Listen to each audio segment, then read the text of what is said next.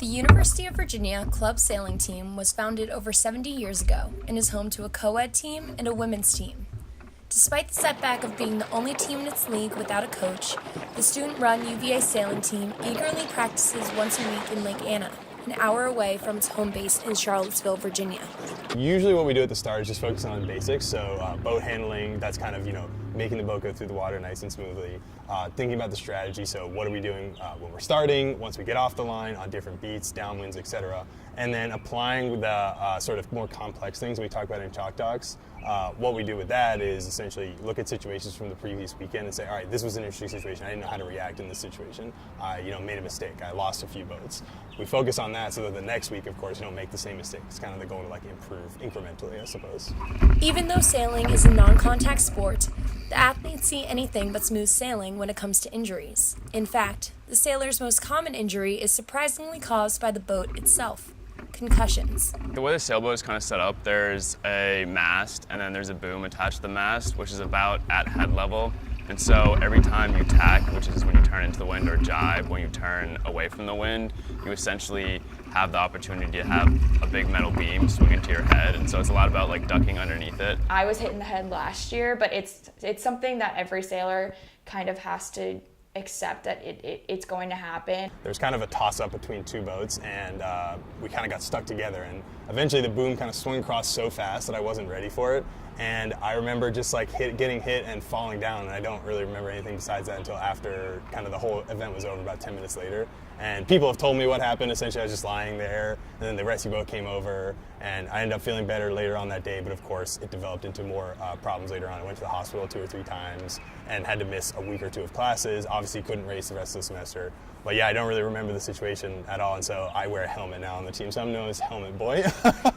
Julie Gowell, the strongest sailor for the women's team, received a concussion of her own 3 weeks ago, leaving the Virginia team in a lurch. She was racing upwind and go for a tack, and essentially that means you turn the boat through the wind. And so as Alex was talking about, you kind of have to duck your head behind this boom. And as you're doing that, I think there was a big wave coming or something, and she just, slipped, I guess, and hit her head on the top right about here, I believe.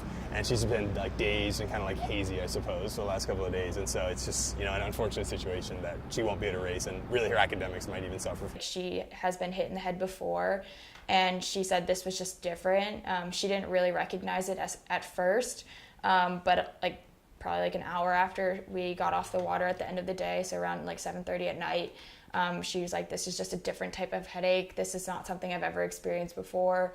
I need to go to the hospital. Unfortunately, there's nothing we can do. Once this person had a concussion, they're kind of ruled out for the rest of the season, just for safety's sake, to be honest. So it's a tricky thing, but it's something we have to manage throughout the semester by kind of, incorporating as many people as we can into the team dynamic.